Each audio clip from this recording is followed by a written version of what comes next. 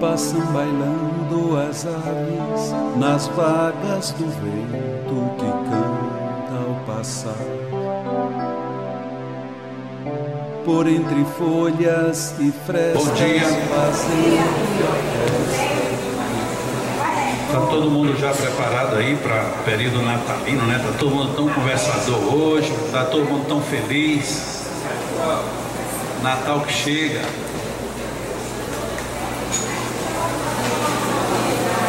Para quem ainda não sabe, dias 9, 10, 16, 17, 23 e 24 de janeiro, curso sobre magnetismo aqui no Leão.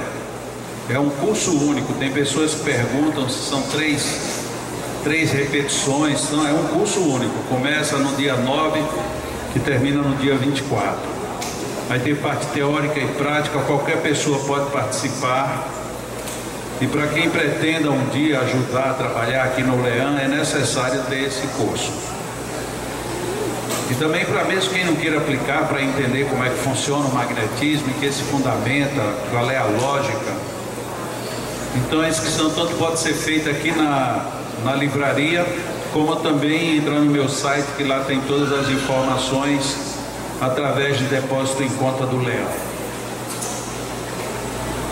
E em fevereiro, porque em janeiro não temos café cultural, em fevereiro teremos o café com Vansan. Só que em vez de ser no primeiro domingo, será no segundo domingo, porque o primeiro domingo de fevereiro é carnaval. Ainda iremos repetir, distribuir material de divulgação, mas já fiquemos aí antenados que no segundo domingo de fevereiro teremos mais um café cultural. Capítulo 17 do Evangelho segundo o Espiritismo, Sede Perfeitos. O item 4, Allan Kardec deu o nome de Os Bons Espíritas.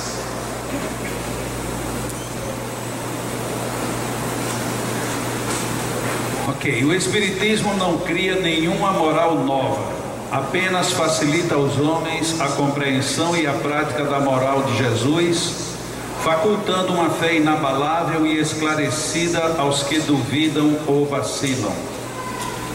Muitos, entretanto, dos que acreditam nos fatos das manifestações, não compreendem as suas consequências nem o seu alcance moral, ou, se os compreendem, não os aplicam a si mesmos. A que se deve isso? A alguma falta de clareza da doutrina? Não, visto que ela não contém alegorias nem figuras que possam dar lugar a falsas interpretações. A clareza é da própria essência e é isso que constitui a sua força, porque vai direto à inteligência. Nada tem de misteriosa e seus iniciados não se acham de posse de nenhum segredo oculto ao vulgo. Será então preciso para compreendê-la uma inteligência fora do comum? Não, porque se vê em homens de notória capacidade que não a compreendem, ao passo que inteligências vulgares, moços mesmos, mal saídos da adolescência, eles apreendem com admirável precisão os mais delicados matizes. Isso resulta de que a parte, por assim dizer, material da ciência requer somente olhos que observem, enquanto a parte essencial exige um certo grau de sensibilidade, a que se pode chamar de maturidade do senso moral. Maturidade que independe da idade e do grau de instrução, porque é inerente ao desenvolvimento em sentido especial do espírito encarnado. A mensagem é um pouco mais longa do que isso, ainda teria mais uma página à frente, mas acredito que esse pedaço, essa parte que foi lida, seja suficiente para as nossas considerações deste início de reunião, nesta manhã do dia 23 de dezembro de 2015, estamos chegando aí, portanto, no Natal. O que é bem notável nessa ponderação que foi lida é o caráter de objetividade e o caráter de não mistério que a doutrina espírita nos apresenta. Isso já nos põe sobre aviso sobre qualquer outra coisa que nos digam que seja espiritismo e que não atenda a este pré-requisito.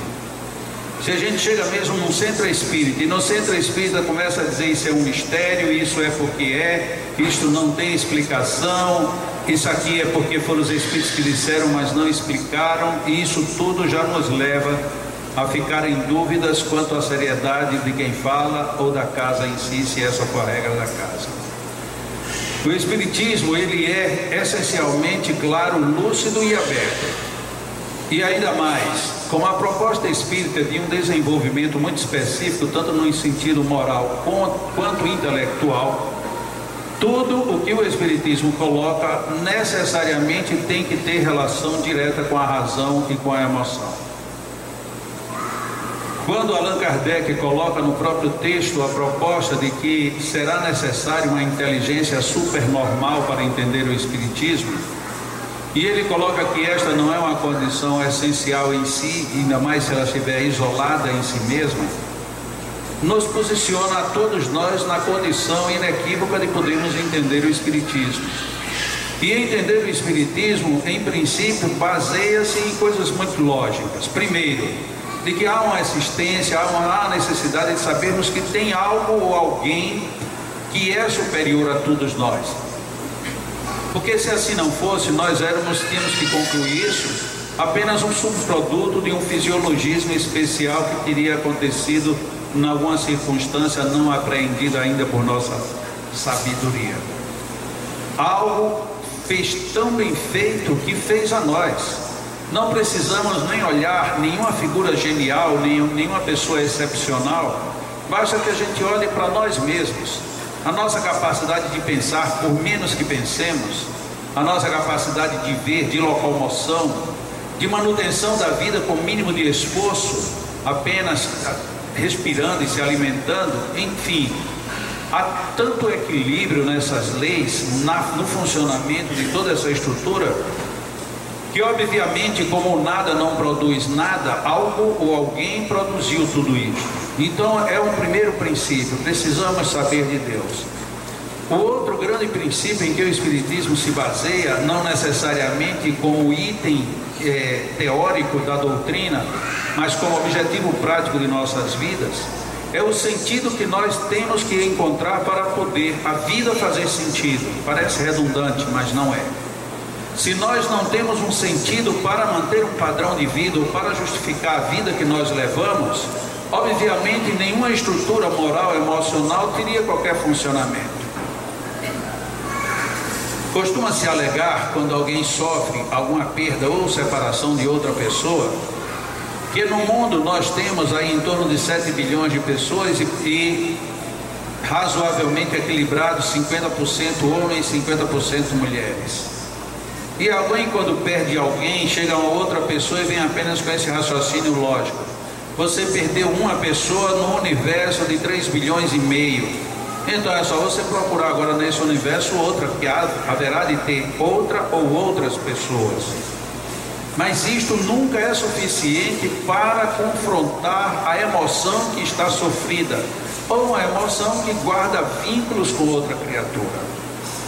A deixar bem claro de que existe uma outra essência muito mais forte, muitas vezes, do que a própria essência racional. Um outro princípio que o Espiritismo nos coloca é: se nós devemos saber em que a vida se fundamenta, com muita razão queremos saber para onde ela nos leva. Se nós imaginarmos de uma maneira extremamente materialista de que tudo se acaba no fenômeno da morte, nós iremos chegar absolutamente a lugar nenhum. Porque seria inconcebível nós termos tanta inteligência, tanta potência interior, tantas capacidades, inclusive totalmente autônomas, e tudo isso se transformar em poeira, e uma poeira que para nós bem degenerada. Onde é que estaria a sabedoria que habitou este corpo? Será que ela simplesmente se dissipou no ar? Ela perdeu todo e qualquer valor? Quem cuidou de fomentar para que nós um dia chegássemos aonde chegamos agora, esqueceu todo esse esforço e nos deixou simplesmente entregues ao consumo dos vermes e à putrefação natural? Obviamente que isso não faz sentido em nenhuma cabeça que queira pensar sobre a possibilidade da continuidade da vida. Por mais materialista que eu queira ser, é inconcebível uma inteligência como a que nós temos, e eu estou falando a cada um de si para consigo, imaginar que simplesmente minhocas debaixo da terra virão e consumirão tudo isso. Então essas minhocas teriam, porque se tudo é matéria, elas teriam que se tornar inteligentes, e hoje em dia, quem domaria o universo eram as minhocas e não mais os seres humanos. Mas não há absorção dessa parte por elementos materiais, porque não se trata do componente material, é um outro componente essencial. E aí entra a questão colocada pelo Espiritismo. Não, você não vai ficar deitado num sono eterno. Não, você não vai simplesmente para uma análise que vai ser definitiva. Você está condenado eternamente ou está absolvido eternamente? Muito ao contrário, você continua íntegro em si mesmo e, portanto, irá continuar nesse emaranhado que você mesmo colocou-se enquanto encarnado. Depois, nós temos ainda no meio espírita as possibilidades de receber informações do mundo espiritual, só que muitas vezes a gente quer ter um Chico Xavier à disposição, quando na realidade nós temos nós mesmos. Quantas vezes nós dormimos, sonhamos, visitamos seres queridos, recebemos deles instruções, informações, vínculos de confirmação do amor, da relação, da saudade, mas nós duvidamos. E é interessante essa dúvida. Por quê? Porque quando a gente sonha com algo ruim e diz que é um obsessor, a gente acredita. Mas a gente duvida quando sonha com algo bom que nos ajuda. Ah, eu não sei, não, foi um anjo, mas não existe anjo. Foi minha mãe, mas minha mãe já morreu. Não foi nada, foi coisa nenhuma. Agora, quando é o mal, aí a gente dá toda a força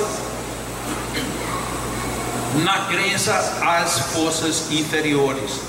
Isso é um contrassenso de nossa parte, porque na hora em que você não acredita que você continua com vida, como é que você acredita que existe vida continuando e você não vai ter a sua?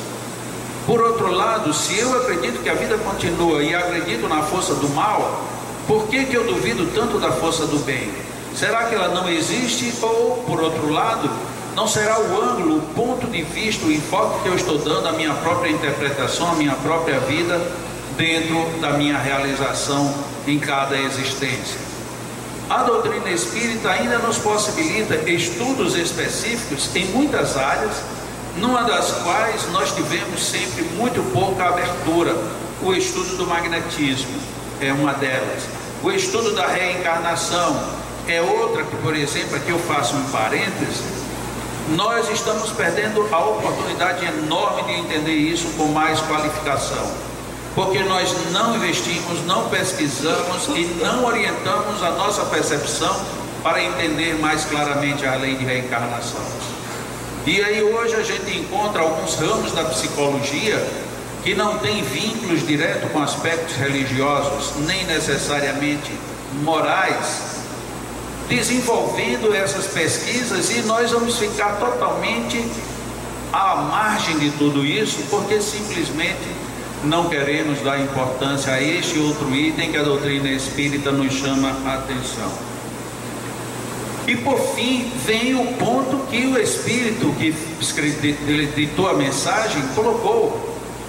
O Espiritismo visa facilitar a nossa vida. Como assim? Dando entendimento da moral do Cristo e nos dando a condição de vivermos dignamente. Mas de que forma? É tão simples. O Livro dos Espíritos tem 1018 perguntas e respostas, além de algumas subperguntas. E lá nós encontramos indagações que às vezes a gente pensava que só a gente tinha. E apesar de escrita há quase 160 anos, tem todas as indagações que nós queríamos ter. E fala explicitamente sobre a nossa condição de revolução interior para melhor. Entra nos detalhes que muitas vezes a gente sequer percebeu.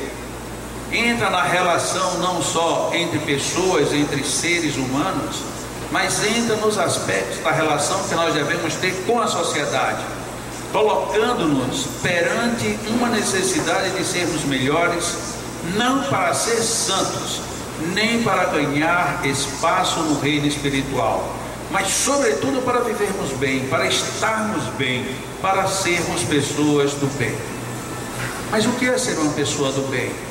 É ser um religioso? Não, mas é ter religiosidade. O que é uma pessoa de bem? É ser espírita? Não, mas ter uma postura que onde quer que você esteja, você possa ser apontado como referência de bem viver ou referência de equilíbrio e harmonia. Como é que nós fazemos isso nesse mundo caótico?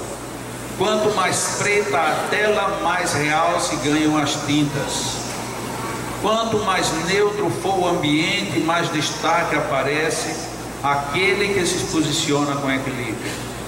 Quando todo mundo está na confusão, aí está uma excelente oportunidade para nós aparecermos.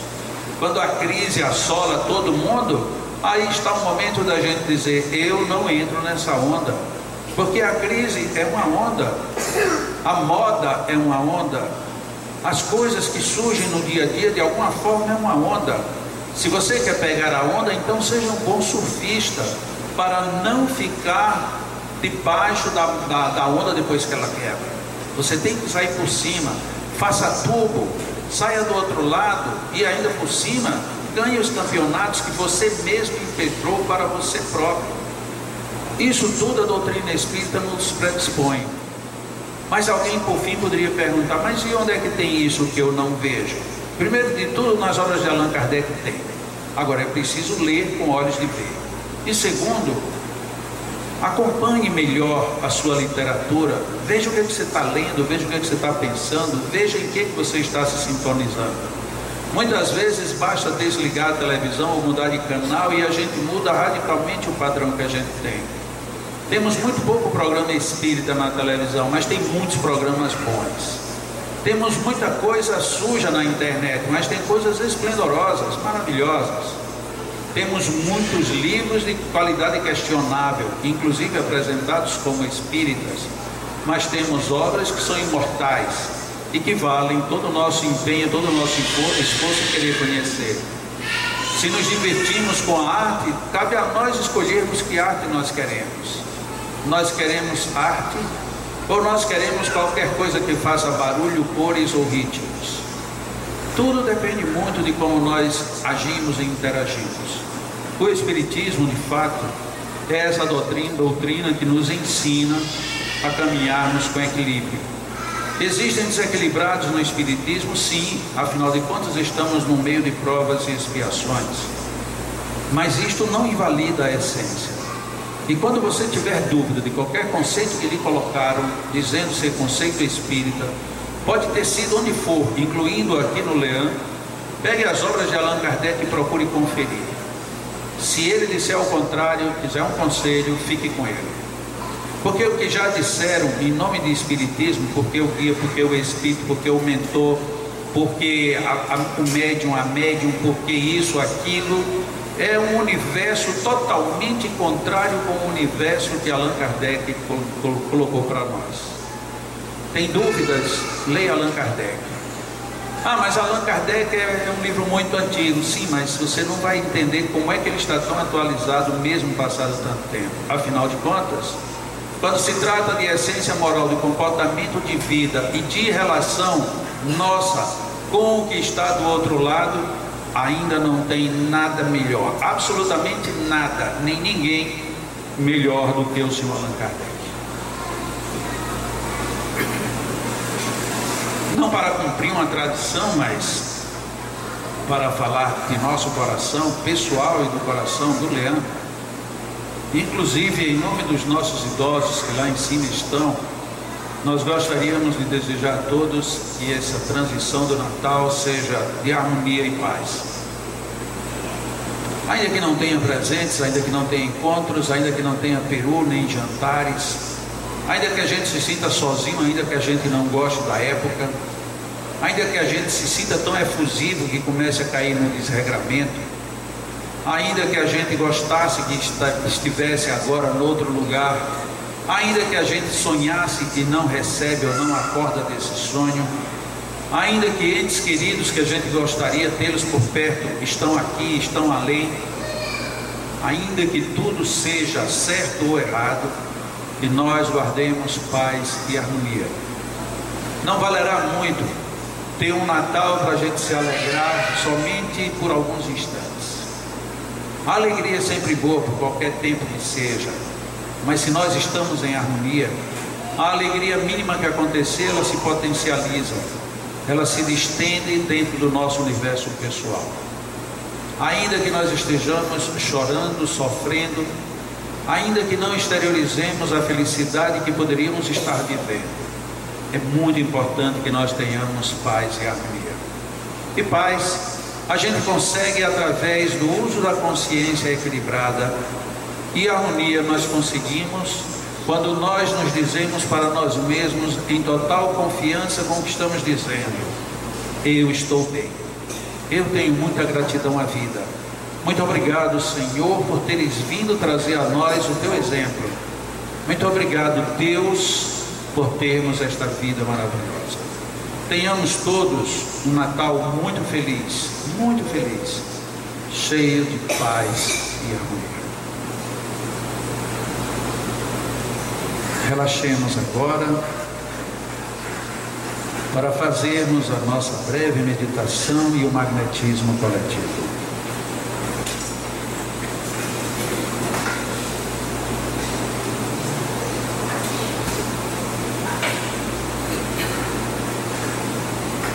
Deus, Pai de sabedoria,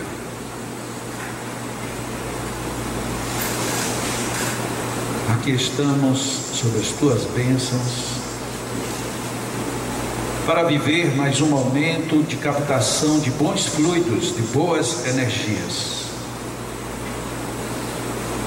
Para isto, Senhor, estamos idealizando em nossa mente momentos de intensa alegria que nós já vivemos nesta vida. Estamos nos lembrando de quando fomos crianças, ou de quando nos divertíamos na praia ou no campo. Estamos nos lembrando quando os nossos primeiros amiguinhos dividiam conosco toda a felicidade de sermos crianças. Estamos lembrando, Senhor, do momento em que o nosso olhar cruzou com o olhar da pessoa amada, daquela que ainda faz os nossos corações vibrarem em harmonia. Como nos dizer que nos reencontramos para uma nova etapa de vitórias e de muito amor. Nós nos lembramos agora, Senhor, dos sons melodiosos daquela música que nos embala os sonhos. Nos lembramos da voz da pessoa que nos trouxe ao mundo, da pessoa que cuidou de nós na nossa infância. Nos lembramos, Senhor, daquela criatura auxiliar de nossa casa, que teve a função complementar da maternidade, preparando-nos a roupa e a comida, dando-nos ensejos para que jamais tenhamos preconceitos na alma. Nos lembramos, Senhor, daqueles momentos em que nos recolhemos e podemos ficar contemplando paisagens, olhando a lua, querendo entender o universo. Nos lembramos, Senhor, da nossa roupa mais bonita, aquela que, se pudéssemos, não tiraríamos nunca do corpo. Nos lembramos dos risos que damos hoje, quando revemos as fotografias de nossa infância, e a nossa mente exerce o miraculoso momento de nos levar de volta àquelas emoções. Nos lembramos, Senhor,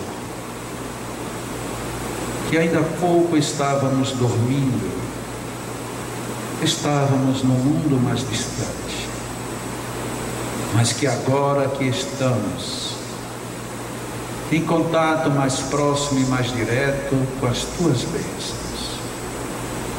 Ó Pai amado, fortalece-nos o ânimo, abençoa-nos a vida. Em meio a todas essas lembranças, nossos anjos protetores se acercam de cada um de nós, favorecendo-nos com os seus fluidos, envolvendo-nos com suas energias. Deixemos-nos envolver por eles.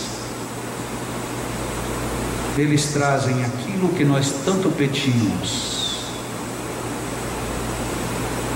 Sintamos a energia deste momento. É uma energia suave e forte. É um conjunto de forças que, ao tempo em que fazem com que nossos corpos relaxem, tonificam as fibras de nossas almas. Obrigado, Deus,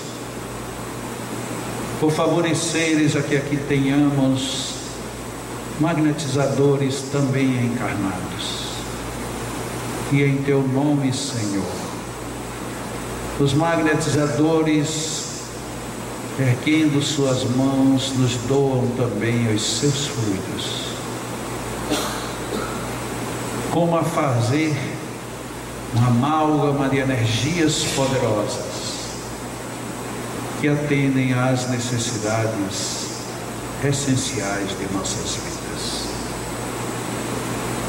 Inspiremos, recordando todos os momentos felizes que lembrarmos, e respiremos agradecendo por tudo isto. Lembremos-nos do Natal associado a Jesus, e enquanto inspirarmos, abracemo-lo, envolvamo-lo, deixemo-nos cair em seus braços e, expirando, digamos: obrigado, Jesus. Inspiremos, procurando reter em nosso mundo íntimo tudo de bom que vivemos aqui neste momento. E expirando, olhemos os olhos de Jesus e digamos a Ele: obrigado, Mestre, obrigado, Irmão Maior, obrigado, Jesus. Os nossos amigos espirituais, protetores individuais, continuam nos abraçando e nos envolvendo. Os nossos magnetizadores encarnados seguem doando seus fluidos, que cada um de nós devemos ter a sabedoria de aproveitar. Guardemos no rosto um sorriso de alegria, perenizando estes momentos de suaves reflexões, e atraiamos para o nosso mundo íntimo todas essas energias que estão disponíveis. Recebamos com gratidão tudo isto. Os nossos magnetizadores vão magnetizar as águas, mas nós temos ainda muitos fluidos, muitas energias que podemos absorver e reter. E vemos neste momento muitos amigos espirituais tranquilos, transmitindo para nós a paz e a harmonia que precisamos. Continuemos em oração até o término da magnetização das águas.